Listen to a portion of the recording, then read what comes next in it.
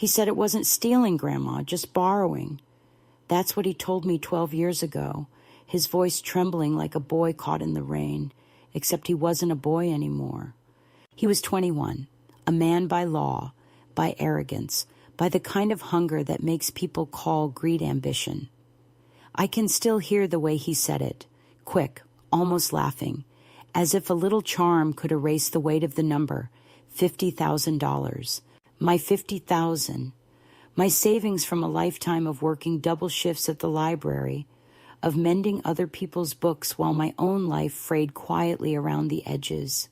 He stood there that night in my kitchen, the one with the flickering light above the sink, and told me he'd borrowed the money to start something important, something that would change everything. I asked him what exactly he had taken, and he said just the surplus, as if an old woman's safety could ever be called a surplus. I remember sitting down because my legs had started to tremble. He looked handsome even then, bright eyes, restless hands, a kind of quicksilver energy that people mistake for genius when it's still untested. I asked why he hadn't come to me first, why he hadn't simply asked. He said I would have worried, that I wouldn't have understood, that I still lived in a world where people worked for money instead of making it multiply. I wanted to slap him and hold him at the same time. I did neither. Instead, I stared at the small screen of my bank account, watching the numbers flicker down like leaves dropping from a tree. 50,000 gone, neat as a signature. When I asked him how he'd managed it, he smiled, sheepish but proud, and reminded me that I had given him my passwords, just in case something ever happened. Well, something had happened. Me. That night, I made tea and sat across from him at the kitchen table, the same table where I used to help him with multiplication tables when he was 7, when he thought numbers were a secret code that only we shared. He used to say, "Grandma, we're partners in logic." Now he was explaining risk analysis and return cycles, his words sliding past me like a foreign language. He promised it was temporary. He promised a return. He promised so many things. And I, like the fool who confuses memory with evidence, wanted to believe him. When he left, he kissed my forehead and said, "Trust me, Grandma. I won't let you down." I watched his car disappear into the dark street, and I told myself that boys who grow up on love sometimes forget what love costs. The next morning, I called the bank. They said the transaction was authorized. They said there was nothing they could do. I called my son, his father. He sighed so hard I could hear the years of our distance between us. "Mom, don't make this bigger than it is," he said. "He's young. You'll ruin his future." I wanted to tell him that my future had just been sold for his son's startup, but the words dried up before they reached my throat. That's the thing about family. They teach you how to swallow pain before you ever learn how to speak it. Weeks passed. The calls stopped. The neighbors asked about him, and I lied. I said he'd found a wonderful opportunity in California. I said he was thriving. It was easier than saying he'd stolen from me. Shame has its own kind of interest rate. It compounds in silence. When the bank statements arrived, I folded them carefully and put them in the bottom drawer under old photographs and recipe cards. Every time I opened that drawer, I saw both. The face of a boy who once brought me wildflowers from the schoolyard and the thin paper proof of what he'd become. By autumn, I sold my house. It wasn't a dramatic foreclosure, just the quiet dismantling of a life.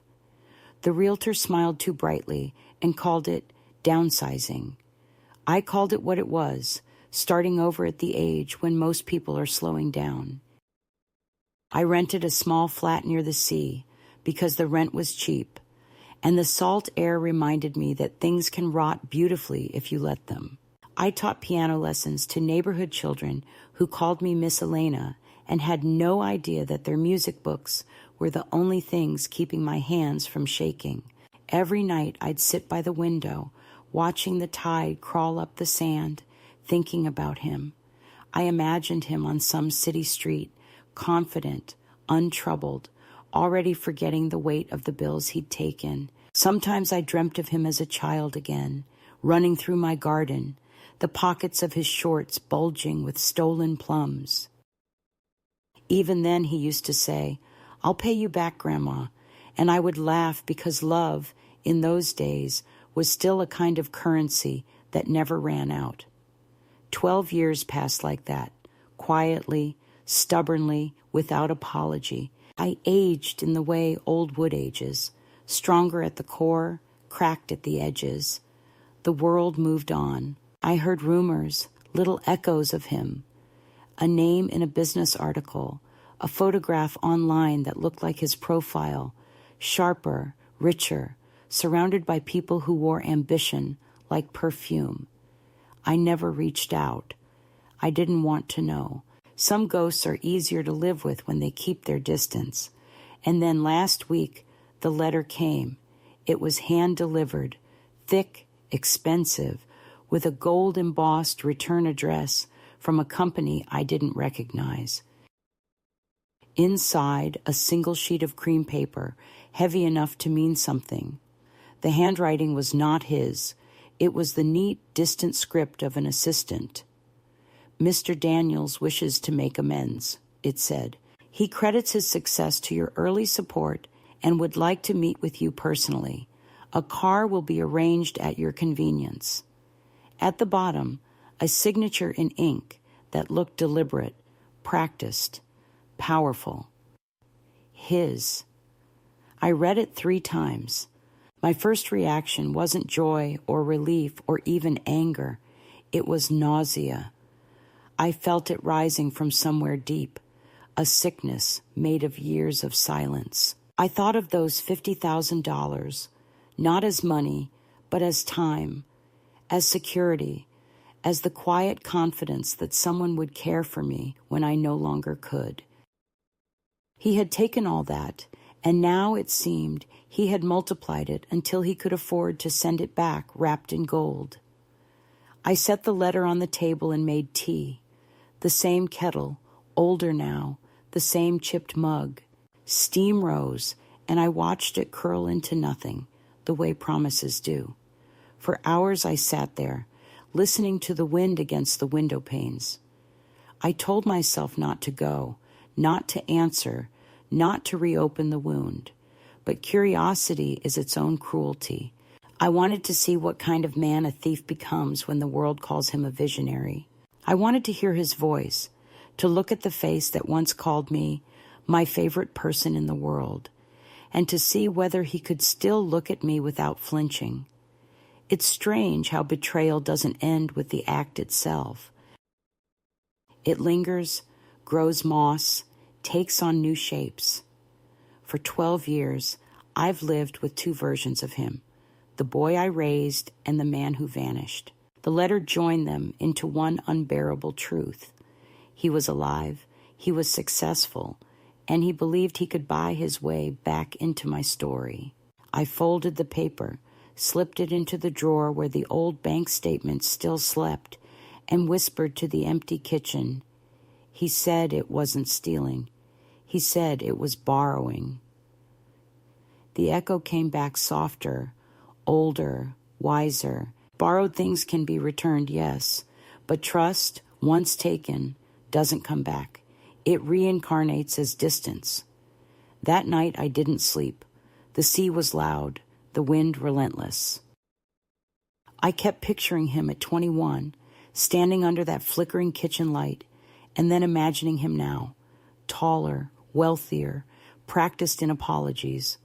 The world must adore him, but somewhere under his success, there's still that tremor in his voice when he said the word borrowing. And I, foolish, faithful woman that I was, believed him. I suppose that's how every story like this begins, not with theft, but with belief. And belief, when misplaced, is the most expensive thing we ever own. It started the morning after I found the empty account. When I walked into the bank with my old umbrella, the one with the crooked handle, and asked to speak to a human being instead of a machine. The lobby smelled of air conditioning and disinfectant, and the young man behind the desk had the kind of polite indifference that belongs to people who haven't yet lost anything that mattered. I told him my grandson had withdrawn $50,000 from my savings. He checked the records, nodded, and said the transaction had been approved online from my own credentials. I tried to explain that the credentials weren't stolen by a stranger, but used by someone I had loved, someone who knew my birthday and my first pet's name, because he had grown up hearing those stories in my kitchen. The young man blinked, unsure whether to show sympathy or efficiency, and in the end, he chose efficiency. "There's nothing we can do, ma'am. The funds were moved voluntarily." He printed a statement, handed it across the desk, and that was that. I walked home through the drizzle, the paper damp in my purse, thinking how easy it was for the world to erase a lifetime in a single click. When I got home, the house felt different. The furniture was the same. The air carried the same faint scent of lavender polish and old books, but the silence had changed. It had weight now, a kind of disappointed hush. I sat down at the piano and touched the keys without pressing them, just feeling their coolness. That piano had been my husband's last gift to me before he died, a promise that beauty could survive grief. I'd kept it polished even when I could no longer play as well. Now I wondered whether it too would have to be sold to fill the hole my grandson had left. I called my son again that evening, hoping that maybe overnight something in him would have softened, but his voice was distant, wrapped in a layer of exhaustion and avoidance. "Mother," he said, "don't do anything rash. He told me he's working on something big. Just give him time." I wanted to scream that time was the one thing I didn't have in abundance anymore, but I only said, "He took my safety."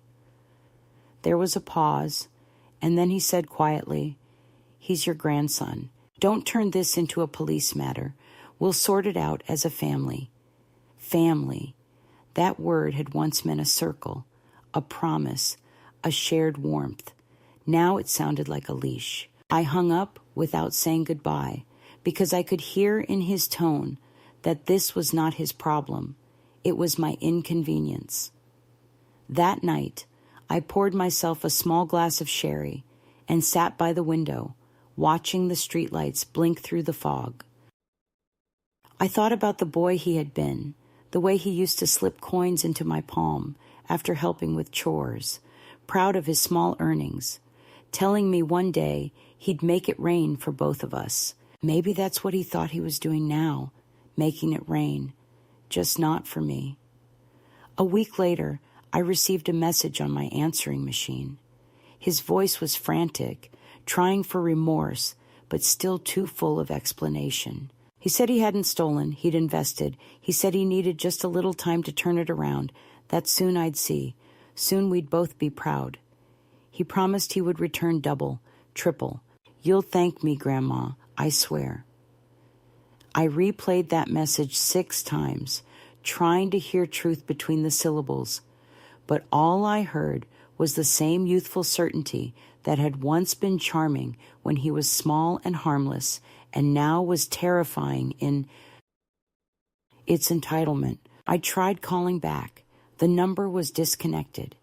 That's when I realized he had planned it, not in malice perhaps, but in that self-righteous blindness that believes the end will always justify the means. 2 months passed. Bills came, as they always do. I canceled a trip I'd planned to visit an old friend. I started skipping the better cuts of meat at the butcher. When the heating bill doubled that winter, I closed off the spare room and slept under extra blankets. My body adjusted faster than my pride. Neighbors noticed I didn't host Sunday tea anymore, and I told them I was saving up for something, though I didn't say what. I sold small things at first. An antique clock, some jewelry I no longer wore, books that had gathered dust. Each sale felt like erasing another chapter of my own story. But necessity has a way of making poetry irrelevant. The real breaking point came the day I tried to withdraw $100 for groceries and was told the account was frozen. The bank had flagged unusual activity connected to my grandson's ventures. They said it was precautionary. Precautionary for whom? I asked. They had no answer. I walked out, clutching my empty wallet, and realized that a lifetime of responsibility could be undone by one moment of blind trust. I went home and opened the drawer where I kept old photographs. There he was, 5 years old, his hand in mine, both of us laughing at something unseen, our faces open, trusting. I pressed my thumb over his face until the paper creased. That night, I dreamed that I was standing in front of a vast sea and watching my savings drift away like boats with no sails. When spring came, the house no longer felt like home. Every corner whispered of him. The stairs where he'd slid down on a pillow when he was 10, the back porch where he'd once built a lemonade stand, the kitchen table where he'd eaten pancakes shaped like hearts. Memories that once glowed now tasted bitter. I decided to sell. The realtor looked uncomfortable when she saw how bare the walls were, how the piano stood alone like a witness. "You'll get a fair price," she said. I didn't care about fair. I just wanted distance. The day before the sale, I found a letter slipped under my door. No return address, but the handwriting was unmistakable. His messy scrawl, half cursive, half panic. "I'm sorry, Grandma. I'll fix this. Don't hate me. I'm going to make it right." That was all. No signature, no location. I stared at it until the ink blurred from my tears. It was the apology of a boy, not a man, written too late, sent too far. I folded it and placed it inside my worn wallet behind my ID, as if keeping it close could keep him from disappearing entirely. For a while, I believed he might actually come back. I checked the mail every day, half expecting another letter, a check, something. But nothing came, only the slow march of bills and the sound of my own breathing at night. Friends asked why I seemed distracted, and I told them I was just tired. How do you explain that the person you loved most had stolen not just your money, but your reflection? That you looked in the mirror now and saw someone foolish, outdated, irrelevant. Eventually, the house sold. The proceeds covered the debts, the moving costs, and not much more. I packed my life into 7 boxes. As the movers carried them out, I touched the empty doorway and whispered goodbye to every version of myself that had lived there. The first night in the new flat, I sat on the floor surrounded by unpacked boxes and realized that grief doesn't always arrive after a death. Sometimes it comes after an awakening. Months turned to years. I grew used to quiet meals, to secondhand furniture, to the thin line between surviving and living. People say time heals, but what it really does is blur. The theft became a memory I could place in a sentence without shaking. I told myself he was out there somewhere, learning, regretting, maybe even suffering enough to understand. But deep down, I knew the truth. People who justify theft as ambition rarely look back. They move forward, stepping on the shoulders that lifted them. And yet, even knowing that, a part of me waited. That was the cruelest part. The waiting turned into habit, the habit into identity. I would glance at every unknown number on my phone, every unfamiliar car on my street, half expecting it to be him.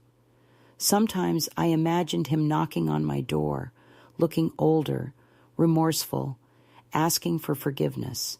In those imagined scenes, I always let him in. I always made tea, because despite everything, I never learned how to stop loving him. That was the real theft, the way he took my instinct to protect and turned it into my own punishment. Looking back now, I see that the day he took that money wasn't the day I lost it. The real loss began long before, when I let him believe that love meant unconditional belief, when I mistook generosity for trust. He didn't steal from my account. He withdrew from the vault of my faith. The bank confirmed the balance was zero, but it was my soul that had been overdrawn.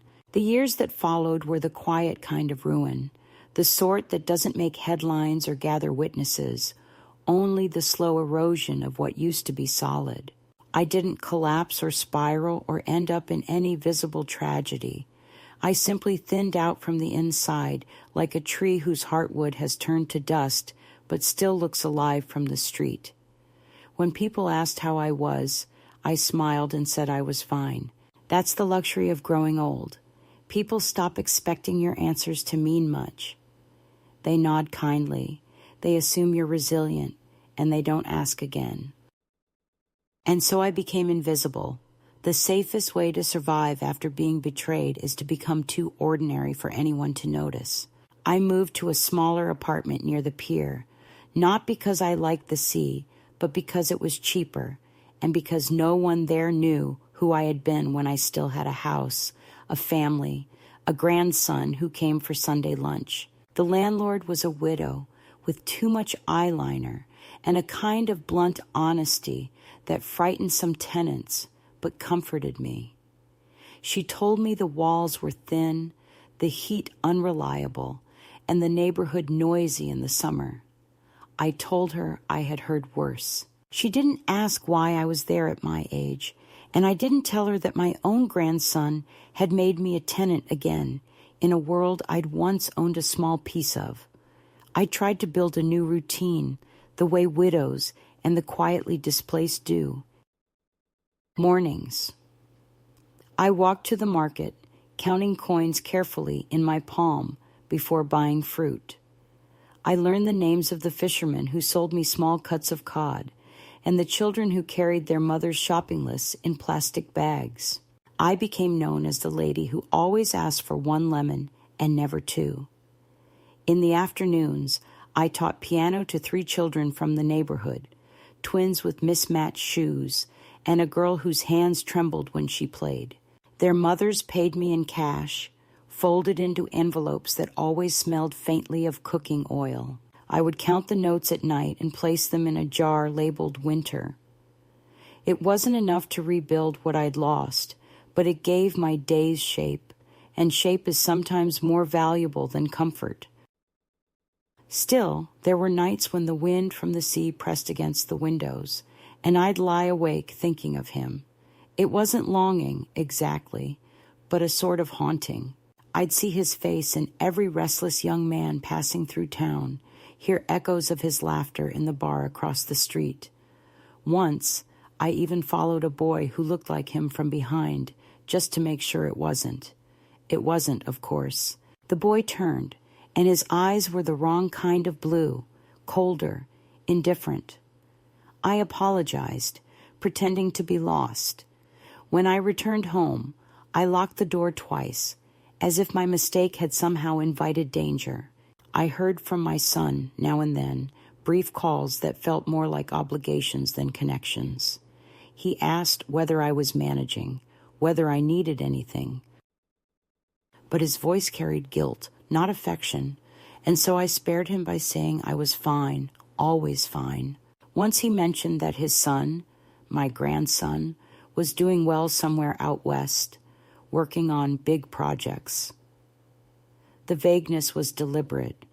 He didn't want me to ask for details, and I didn't. I only said I hoped he was safe, though what I really meant was, I hoped he was haunted. That winter, I took to reading old journals I'd kept during my teaching years. I found entries about the boy he used to be, a child who built cardboard castles in my living room, who once cried because he thought he'd broken my reading glasses. I traced the loops of his name written in a child's hand, uneven and innocent, and tried to reconcile it with the man who had emptied my savings without hesitation. Memory is cruel that way. It insists on showing you the contrast. I burned those pages one night in a small metal dish by the sink, not in anger, but in self-defense. I needed to stop comparing what was with what would never be again. Time dulled the sharpness of the betrayal, but it also dulled everything else. I stopped writing letters. The piano went unplayed on weekends. When people in the building invited me to small gatherings, I went but stayed quiet. I became a listener, a background presence in other people's stories. They spoke of their children, their small victories, their debts, their divorces. I nodded and smiled, and sometimes they said, "You're lucky, Elena. You've lived a full life." I would excuse myself to make tea because I couldn't think of a polite way to say that fullness isn't always a blessing. It just means there's more to lose. There was one neighbor, a retired bus driver named Simon, who began to visit in the evenings. He brought oranges or cheap wine and sat in my kitchen while I cooked soup. He was gentle in the way of men who've learned that tenderness is safer than pride. We never spoke of love or loneliness, though both sat between us like quiet guests. He'd tell me about his routes, the passengers who had become regulars, the way the city looked at dawn from the driver's seat. I told him about books, about music, about my students. Sometimes he'd ask about my family, and I'd say I had a son and a grandson somewhere far away. He'd nod, sensing what not to ask. One night after he left, I found a small envelope under my door. No name, just my address.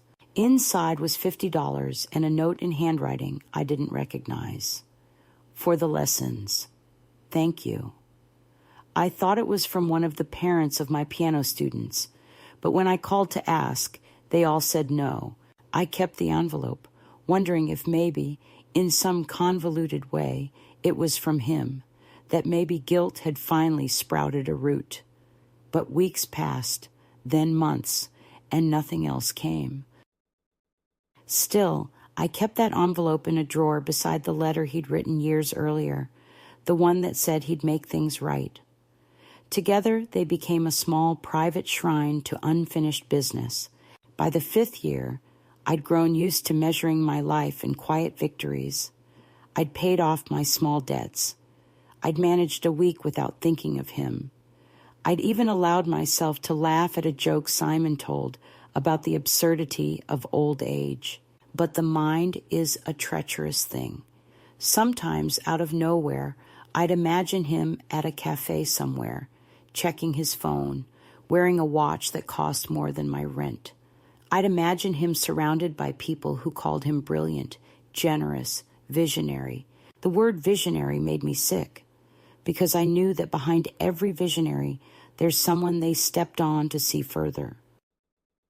There was one evening when I nearly called the police, not to report a crime, but to ask whether they could tell me if he was alive.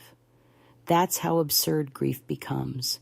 It turns you into someone who confuses closure with information. I didn't call, of course. Pride is the only wealth left to the betrayed. Instead, I poured myself a drink and watched the news until the room blurred. The next morning, I felt foolish and human in equal measure. Life went on. I aged quietly, collecting wrinkles and resignation in equal measure. Simon died of a heart attack 3 summers later, and I attended his funeral, standing among strangers who called him a good man. I nodded along because he had been good to me, and that counted for something. When I returned home, I realized he had left me his old pocket watch, wrapped in tissue, with a note that said, "You kept time for me." I wept then, not for him, but for the reminder that love, in its gentlest form, still existed in the world, just not in the places I'd once looked for it. Around that time, I stopped expecting any news from my grandson.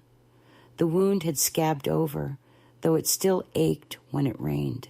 I'd look out at the sea and think of all the things that returned to shore after years adrift, bottles, branches, bodies, and wonder which kind of thing he'd become.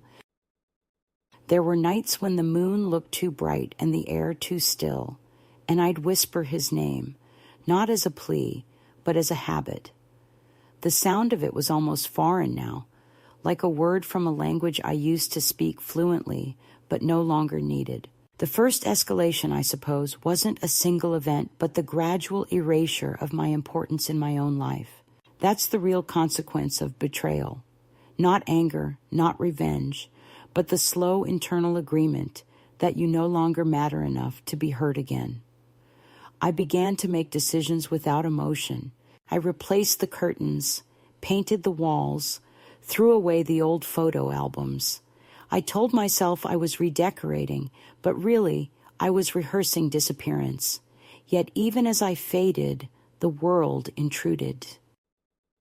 One afternoon, while I was teaching the twins, I overheard their mother outside the door talking about a new company that had opened offices downtown, a financial firm started by a young genius who had come from nothing. She said his story was in the paper, an inspiration. I felt the air tighten in my lungs. When she left, I found the newspaper she'd mentioned in the cafe downstairs.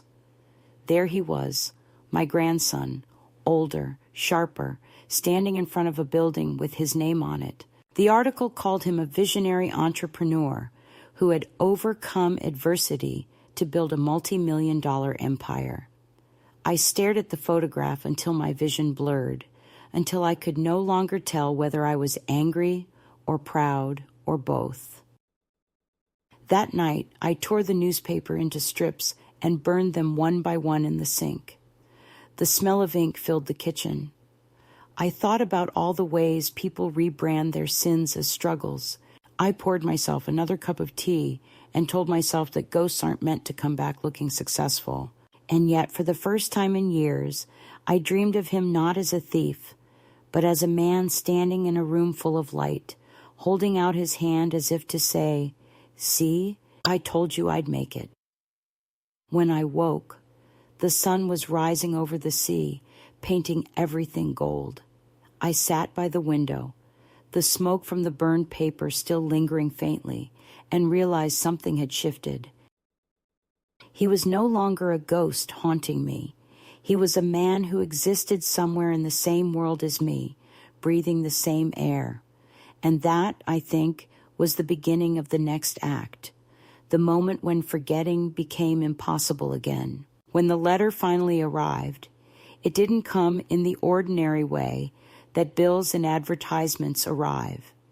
It was hand-delivered, pressed neatly into my mailbox by someone who had taken the time to fold the edges so that they would not wrinkle. The envelope was thick, the paper a sort of ivory that whispered of money even before I touched it.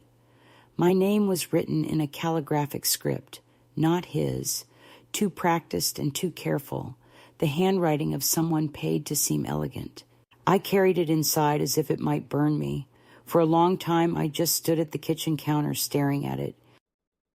The kettle was boiling, the radio muttering softly, the sea wind pressing against the window panes, and I thought, perhaps it's a mistake, a misdelivered invitation, something harmless. But I knew before I even opened it. Guilt has its own signature. Inside there was a single page, heavy with perfume from expensive ink, and a short note typed neatly above a golden letterhead that bore his name. Daniel Harlow, founder and CEO, Harlow Dynamics. The words were polite, almost corporate. Dear Mrs. Harlow, Mr. Harlow would like the opportunity to express his gratitude and remorse in person. He credits your early support as the foundation of his success and would be honored to meet with you at your convenience. Transportation and accommodation will be arranged at your request. It was signed not by him, but by someone named Amelia Carter, executive assistant to Mr.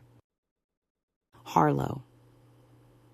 I turned the page over, and there at the bottom in a blue flourish of ink was a short sentence written in his own hand. Please, Grandma, let me explain. D. I set the letter down and stared at it until the letters blurred. I thought of all the words that could fit between please and explain, all the years, all the small deaths, all the silences that had filled the space between us. I made myself tea, but my hands were shaking so badly that I spilled half the cup onto the counter. I sat down and stared at the steam, trying to understand what this was. Remorse? Restitution? Or was I simply a new project? Another line in a long list of things he could fix with money. For 2 days, I didn't answer. I placed the letter in the drawer where I kept the others, the bank statements, the faded apology, the anonymous envelope with $50. But the thought of it wouldn't leave me. Every time I walked past the drawer, I could feel it humming, like a wound beneath the skin. On the third morning, I called the number printed at the bottom. A woman's voice answered, calm and practiced.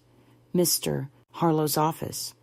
I said my name, and there was a small pause, a kind of intake of breath, before she said, Oh, Mrs. Harlow, he's been hoping you'd call.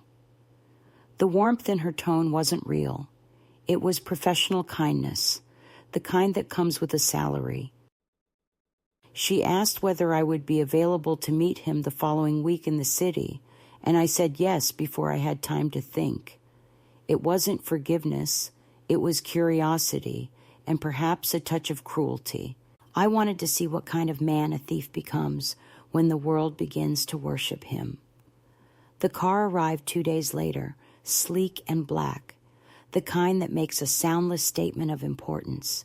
The driver was polite, expressionless, wearing gloves though the weather was mild.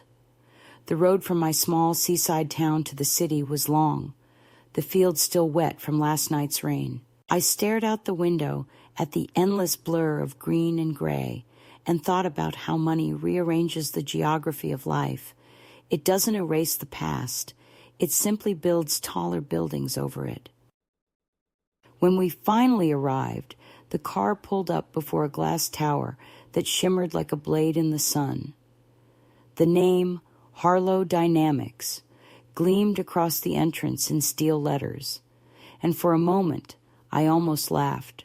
He hadn't built an empire, he'd built a monument to his own surname.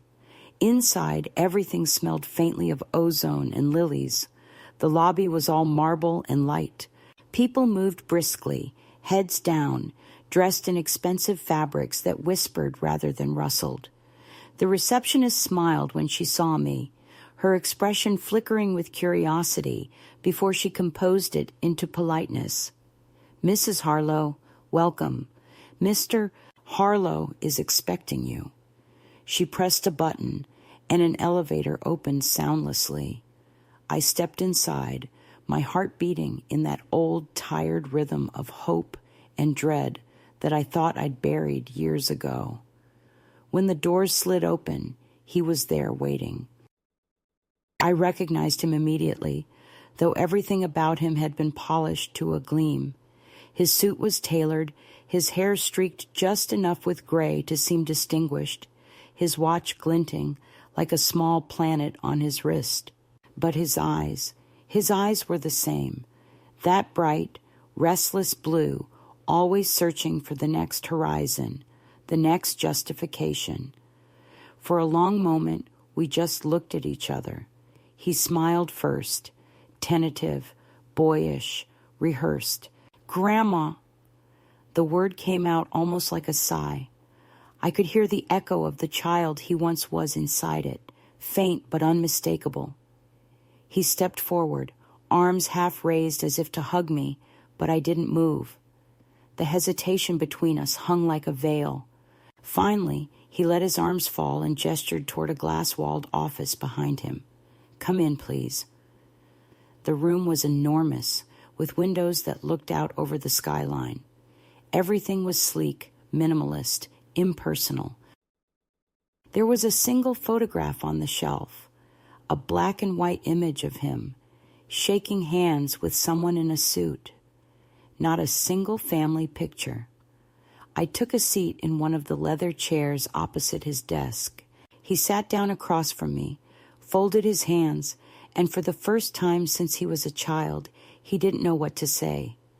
"I didn't think you'd come," he said finally. His voice was softer than I remembered, lower, more deliberate. "I almost didn't," I answered. Silence stretched between us, heavy and brittle. He cleared his throat and leaned forward. "I owe you everything. I know what I did, what I took was unforgivable, but I kept my promise in a way. I turned it into something." He gestured toward the window, the skyline, the world he had built out of the ashes of my trust.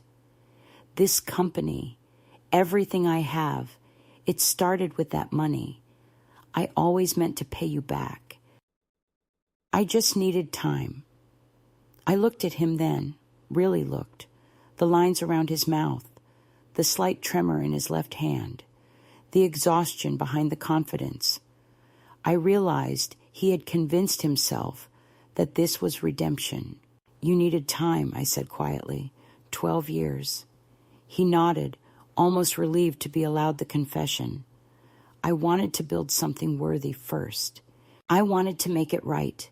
He reached into a drawer and pulled out an envelope, white, heavy, sealed with wax. He pushed it across the desk toward me. "Inside is a cashier's check, $5 million. It's yours. It's what I owe you, with interest." The envelope lay there between us like an accusation. I didn't touch it. I stared instead at his hands, manicured, trembling slightly. "You think money fixes what you broke?" I asked. He opened his mouth, closed it again, then said, "It's a start." I shook my head slowly. "You don't understand. You didn't just take money.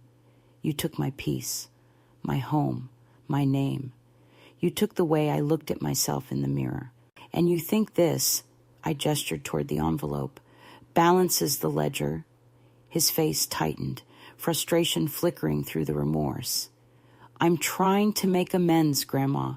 What else can I do?" There it was again, that word, trying, the same one he had used as a child when he broke something precious and expected forgiveness simply because he regretted it. I wanted to tell him that regret is not restoration, that some things, once shattered, remain shards no matter how much gold you pour into the cracks. But I only said, "You can start by telling me why now." He hesitated, then exhaled. "Because I couldn't sleep anymore. Because every time someone called me successful, I saw your face. Because I thought you were dead. And when I found out you weren't, I realized I'd built everything on a grave that wasn't real." His voice cracked then, the practiced composure unraveling.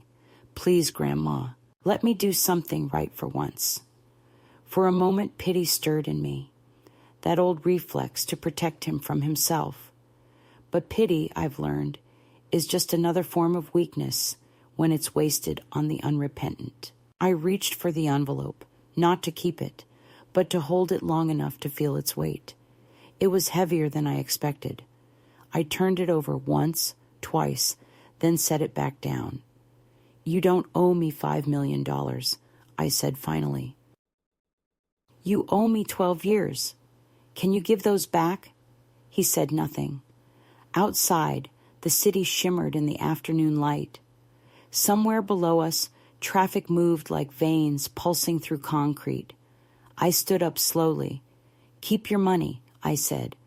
"Use it to buy silence, or statues, or sleep, whatever you think will help, but don't use it to buy me." I turned to leave, but his voice stopped me at the door. "I named the scholarship fund after you," he said quickly. "The Elena Harlow Foundation, for women starting over." I froze, my back still turned to him. "That's not my name," I said quietly. "It's yours. You took that too." I walked out without looking back. The elevator ride down felt endless, the hum of machinery matching the pulse in my throat. When the doors opened to the lobby, the receptionist smiled, unaware that a small war had just been fought upstairs. Outside, the air smelled of rain and exhaust. I looked up at the tower one last time. The steel letters gleamed like teeth in the fading light. Then I turned away, the city swallowing me whole, the envelope still sitting on his desk like a ghost he could never exorcise. That night, back in my small flat by the sea, I brewed tea and sat by the window. The tide was high, the waves restless, and the wind carried the faint scent of salt and something like freedom. I thought of the envelope, of his face when I refused it, of the small crack in his voice when he said my name, and for the first time in years, I felt not anger, but clarity. He had built an empire on guilt, but I had built a quiet, stubborn peace on survival. Money couldn't buy either one. I took a sip of tea, and in the reflection of the glass, I saw not the old woman he remembered, but the woman I had become, scarred, solitary, and utterly unpurchasable. 2 weeks passed after the meeting in the tower, and I thought perhaps that would be the end of it, that he would retreat back into the glass fortress he had built, and I would return to my quiet life by the sea, both of us pretending the encounter had provided some kind of closure. I told myself that his silence meant acceptance, that my refusal had drawn a line neither of us would dare cross again. But guilt, like wealth, has a way of multiplying when left unattended. It feeds on its own reflection. It needs to be seen, forgiven, witnessed. I began to receive flowers, white lilies at first, delivered without cards. Then came the phone calls from unfamiliar numbers that hung up when I answered. At night, headlights paused too long outside my window before disappearing down the road. He had found ways to remind me of his presence, not with words, but with gestures that felt like both apology and surveillance. One morning, a delivery man brought a package too large for the hallway table.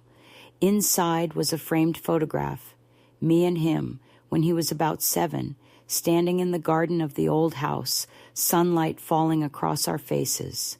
My handwriting was on the back, faded but legible. Danny, summer 1998 shine. The glass was new, the frame expensive. No note accompanied it, but I didn't need one. He was telling me he could find anything that once belonged to me, that my memories were now part of his archive. I leaned the frame against the wall and left it there for a week before finally taking it down to the garbage bins at the edge of the property. The caretaker looked surprised to see me throw away something so clearly personal. "Old ghosts," I said, and walked back inside before he could ask what I meant. A few days later, an invitation arrived in the mail. Thick paper again, embossed with his company's logo. It was for the grand opening of the Elena Harlow Center for Women in Business. I read it twice before the irony sank in. My name, once erased from my own story, had now been resurrected as decoration for his. The invitation included a personal note this time, written in his own hand. "Please come. This is for you, even if you can't see it yet. Love, D." I wanted to tear it to pieces, but instead I pinned it to the refrigerator with a magnet and stared at it for days. It felt like standing before a mirror that reflected not my face, but my absence. When the day of the event came, I told myself I would not go.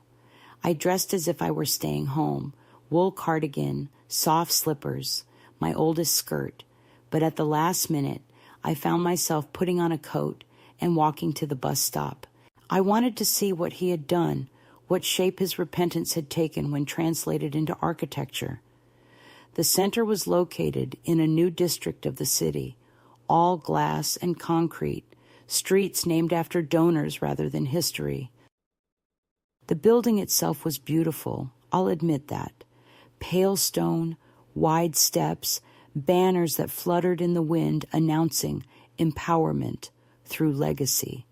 I stood across the street, watching the stream of people entering, the cameras flashing, the air thick with the kind of self-congratulation that smells faintly of champagne and perfume. I didn't cross over until I saw him.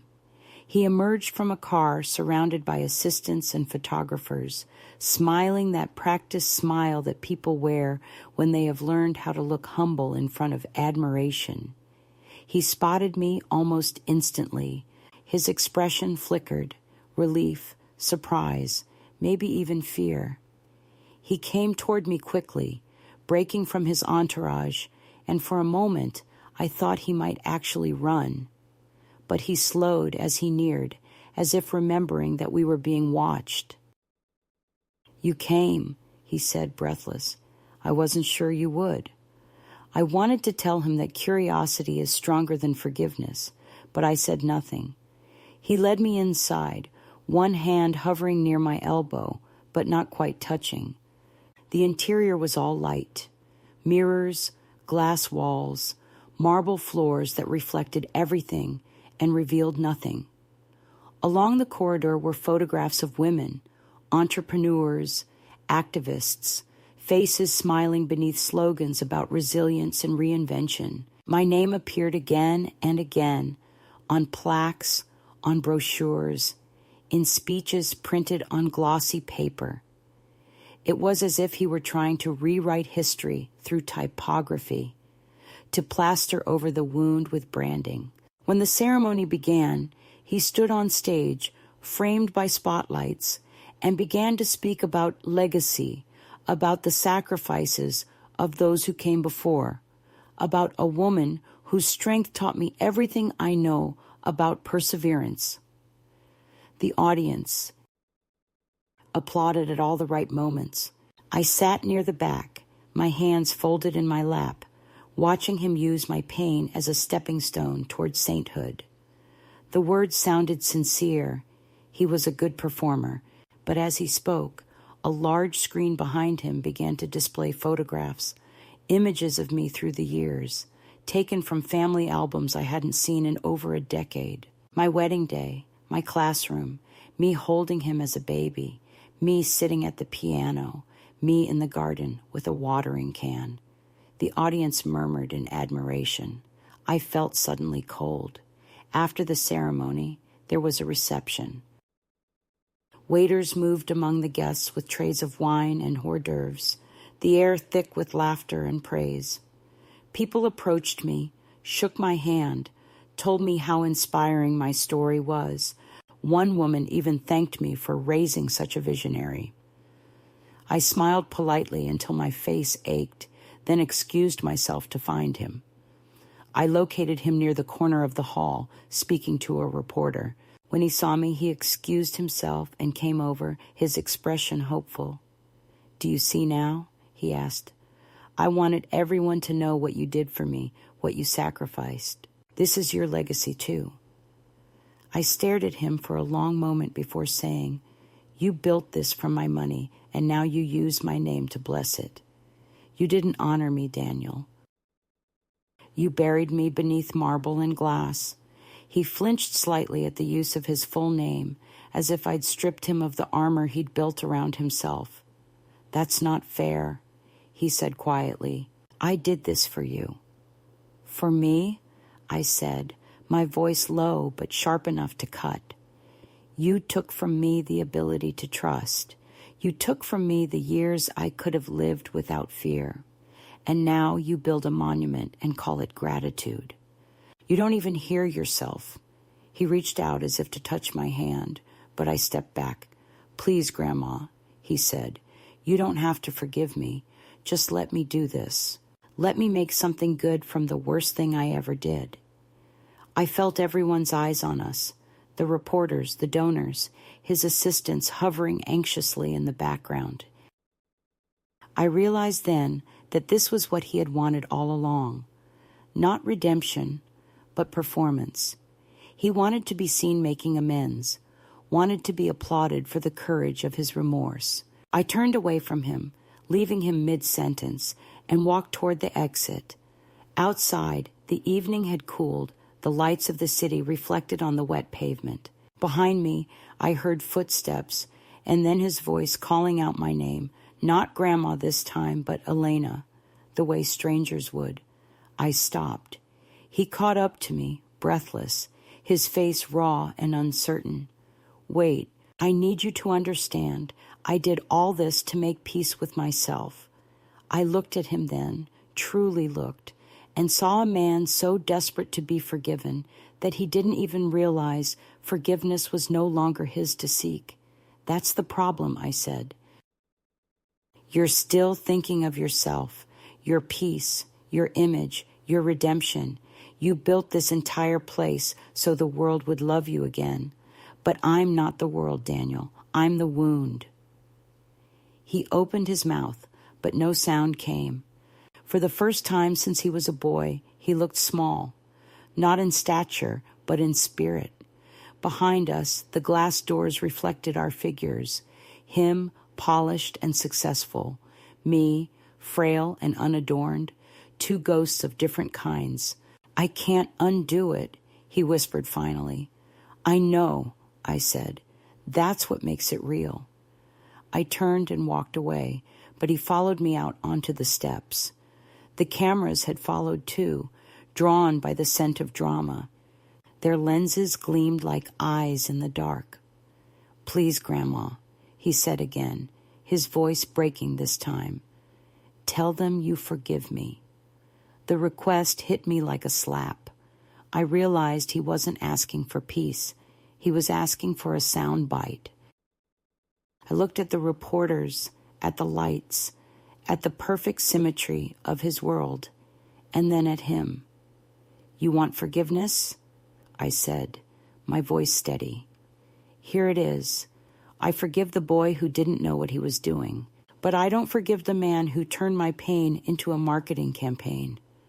I turned from the cameras and began to walk down the steps. Behind me, I heard shouting, the clicking of shutters, the murmur of voices. I didn't look back.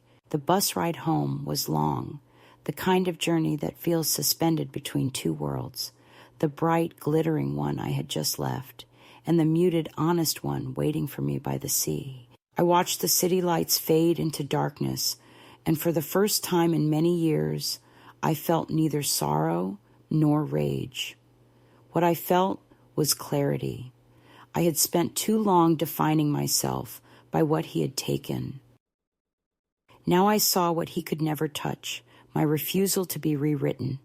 When I returned home, I found a new bouquet of lilies waiting by my door. I didn't bring them inside. I carried them to the shore where the tide was beginning to rise, and I let the waves take them. The water pulled the white petals apart, scattering them across the black surface until they were indistinguishable from foam. I watched until nothing was left. Then I turned back toward the faint glow of my window, and for the first time in years, I felt light enough to breathe without the weight of his shadow pressing against my ribs. The next morning, I woke to the sound of gulls and distant thunder. The newspaper lay on my doorstep, its front page already damp with salt air. His face was there, of course. Billionaire philanthropist confronted by estranged grandmother at gala. I smiled faintly at the inevitability of it. Let him have his story. I had finally reclaimed mine. And unlike his, mine didn't need an audience. The letter arrived a week after the gala, not by courier this time, but in an ordinary envelope, creased slightly at the corner, as if it had been handled too long before being sent. His handwriting filled the front. My name, my address, every letter shaped with the precision of someone terrified of being misunderstood. I considered leaving it unopened, letting the paper become just another unopened confession among the bills and grocery lists. But the truth was that curiosity still had its small empire inside me. I slit the envelope carefully, as if I might cut into a vein, and unfolded the pages. There were 3 of them, densely written, the ink pressed deep into the fibers. He began not with apology, but with explanation, as always. He told me that the public spectacle at the center had gone wrong, that investors were withdrawing, that journalists were now circling, hungry for scandal. He wrote that people had misunderstood everything, that he had only ever wanted to honor me, that the headlines had twisted our story into something ugly. He begged me to meet him again, just once, privately, before things got worse. The final line was almost a whisper on the page. "You were right, Grandma. Some things can't be bought. But maybe they can still be repaired." I folded the letter slowly and stared out the window at the waves hitting the breakwater. The sky was pale, empty, the kind of washed-out blue that leaves no room for mercy. For 2 days, I didn't move it from the counter. I made tea, taught my students, went about my small routine, but the letter followed me like an echo. I dreamt of him at 7 again, holding a broken toy car, asking if glue could make it whole. The 3rd morning, I decided to go, not for him, not even for closure, but for the strange compulsion that comes when you realize someone who once owned a piece of your heart is about to self-destruct. There's a mercy in witnessing, even when it hurts. The hotel where he'd asked to meet was one of those modern sanctuaries built for men who think silence is the same as peace. The lobby smelled faintly of cedar and wealth, that subtle blend of comfort and loneliness. He was already there, sitting in an armchair by the window, dressed in a dark sweater instead of a suit. For the first time since he'd become whatever the world called him, he looked less like a brand and more like a man. When he saw me, he stood immediately, the relief so raw it almost embarrassed me. "You came," he said. His voice was hoarse, frayed at the edges. "I didn't think you would." I sat across from him. The space between us felt enormous. He poured me tea from a pot that had already gone lukewarm. "They're saying things that aren't true," he began. "About the money, the company, about you. They're calling you a victim. I never wanted that. I wanted people to see you as strength, not pity." He ran a hand through his hair, his composure unraveling. "I thought I could fix it, but I can't. It's all collapsing. The investors, the press, everything." I watched him talk, watched his fingers tremble slightly against the porcelain cup. He had aged in the way the powerful do, suddenly, all at once, like a structure losing its foundation. "Maybe this is what honesty feels like," I said softly. "Things falling apart until only the truth is left standing." He looked up sharply, as if the words had struck him. "I didn't want to hurt you," he said. "I swear I didn't. I thought I could make it right." "By building a monument?" I asked. "By engraving my name on your debt?" My voice was calm, not cruel, but he flinched. "You don't understand," he said.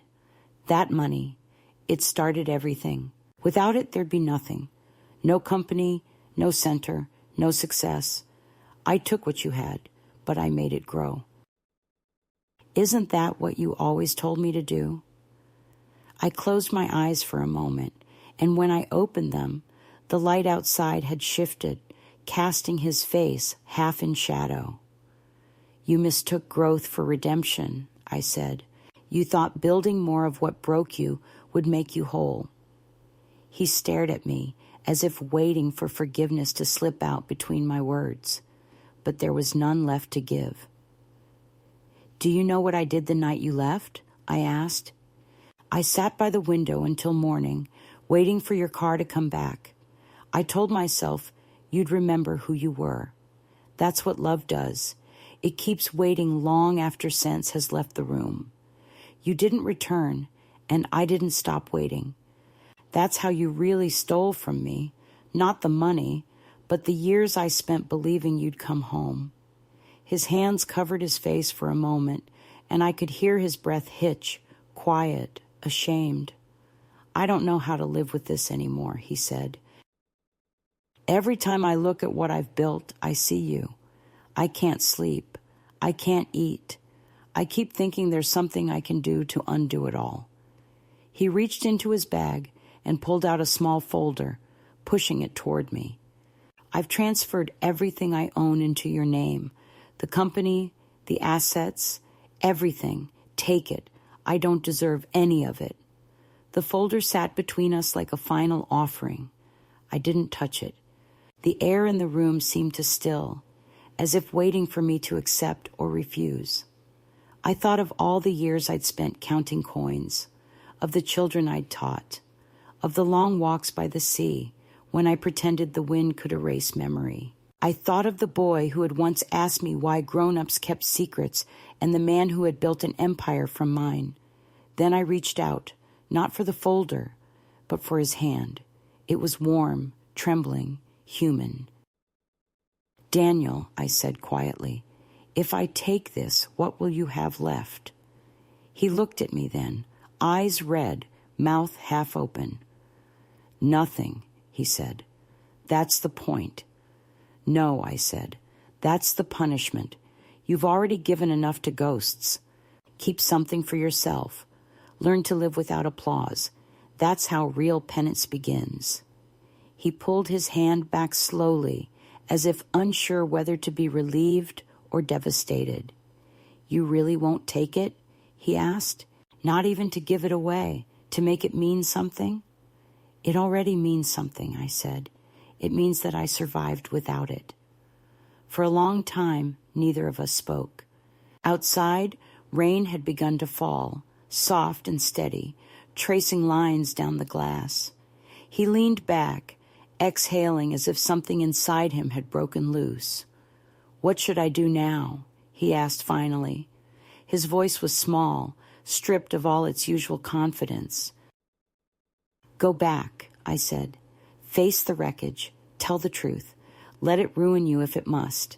Then start again, without my name, without my story. That's how you pay me back. He nodded, his eyes lowered. I stood, picking up my coat. He didn't move to stop me. At the door, I paused. You know, I said, when you were a boy, you used to build towers out of blocks. You always made them too tall, too fast. They'd fall, and you'd cry. I used to tell you that nothing worth keeping ever balances on pride. You never listened. He gave a small, broken laugh. I remember, he said. You'd say, build smaller, Daniel. Build something that lasts. And you'd say, but small things don't get noticed, I replied. Now you see. I left him there, sitting among the ruins of his empire, the rain blurring his reflection in the window until it looked like two versions of him, the man he was and the boy he used to be. When I stepped outside, the air was cool, almost clean. I walked slowly toward the station, the city humming around me, and for the first time since the night he'd taken everything, I felt something like equilibrium. Not joy, not victory, but a quiet alignment of truth and consequence. When I reached home, I found another package on my doorstep, smaller this time, wrapped in plain brown paper. Inside was the old pocket watch that had belonged to my late friend Simon, the one I thought I'd lost months ago. A note rested beside it in his handwriting. For time. You were right. Some debts can only be paid by living them out. I placed the watch on the table and listened to its slow, steady ticking. Each second felt like a heartbeat reclaiming its rhythm. That night, I sat by the window again, the same place where so many beginnings and endings had met. The sea was dark, the moon thin and indifferent. I thought about the first moment I realized he had stolen from me, and how the years since had been a long unwinding of that shock into understanding. He had wanted forgiveness to be a single act, a transaction, a check, a ceremony, a photograph. But forgiveness is not an event. It's a dismantling, a refusal to carry another person's lie inside your body. Somewhere, in another part of the city, he would wake tomorrow to a different kind of silence, the kind that no applause could fill. That was his reckoning. Mine was already done. I leaned back in my chair, listening to the sea, and whispered a small prayer, not for him, not for me, but for all the women who have been turned into footnotes in other people's redemption stories. May we all learn, eventually, that saying no is also a kind of grace. The wind answered by rattling the window pane softly, like a hand letting go. The sea has a sound that belongs only to endings. It isn't loud, not like thunder or grief. It's persistent, steady, as if the world itself were breathing in and out without hurry. I listen to it every morning now, from my chair by the window, the same spot where I once waited for his return. The horizon looks unchanged, though I know better. Tides shift, sands move, even the stones remember. Everything moves, even what looks still. I am 82 and still learning that forgiveness is not a doorway, but a landscape, one you must walk across slowly until your anger becomes too tired to follow. I think of him less and less. Sometimes his name drifts through my mind like seaweed caught in a current, and I let it float away. He wrote once more after that last meeting, a short letter, the ink uneven, as if written in a hurry. He said he was leaving the country, taking time away from the company, from everything. He said he'd started something smaller, a program teaching young people in rural towns how to build things with their hands. He didn't ask for my blessing, only said he hoped I was well. There was no apology this time, no justification, and perhaps that was the truest thing he'd ever given me. I didn't write back. Some silences are earned. Life, as it turned out, had been waiting for me beneath all that pain, patient as a cat. I began to play the piano again, at first awkwardly, my fingers stiff from years of disuse, but slowly the sound returned, thin, trembling, then fuller. Music had always been a language I trusted more than speech. It doesn't ask for forgiveness, it only moves forward. The children I teach now are different from those I had in my earlier years. They come shy, wary, carrying the chaos of their families in their small hands, and I give them something steady to hold. Sometimes when they play a wrong note, they look at me in panic, and I tell them what I wish someone had told me decades ago. There is no ruin in an honest mistake, only in the ones we deny. They smile and we begin again. I have grown used to the quiet company of solitude, but not the kind that feels like punishment. It's the kind that feels earned, deliberate, a space I built myself with care. There is a freedom in living beyond someone else's shadow, in realizing that survival is not a consolation prize, but a triumph all its own. I walk along the beach most evenings, my steps slower but certain. And sometimes I see other elderly women there, walking alone or with small dogs, and we nod at one another like members of a secret order. I know some of them have their own versions of my story, different names, different betrayals, but the same thread running through. How easily love can turn into a kind of erasure when others mistake our giving for endlessness. Every so often, people from the town still mention him. They've seen articles online about his work abroad, the new projects he's leading. They say he's changed, that he looks different, simpler, more human. I listen without comment. Whether it's true or not doesn't matter anymore. What matters is that I no longer feel the pulse of his choices in my body. The debt has evaporated, not because it was repaid, but because I stopped carrying it. People think closure is something that happens between two people. It isn't. It happens when one of them decides the story can end without the other's permission. A few weeks ago, I received a parcel with no return address. Inside was a small wooden box, carved with care but clumsy in its finish. When I opened it, I found a single silver key on a chain and a note that said, "For the house that should have been yours." I sat there for a long time, the key resting in my palm, catching the light.